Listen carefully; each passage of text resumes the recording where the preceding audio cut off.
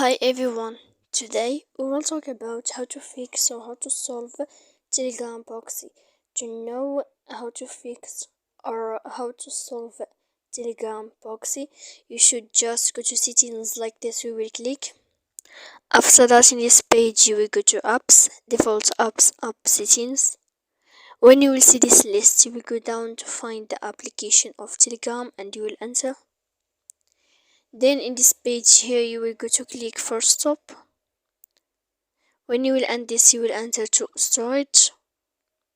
After that, in this page you will click clear cache. Then you will go to click manage storage, and after all that you can update your application. So please please don't forget to support us by like and subscribe. See you next time in another video, and thank you for watching.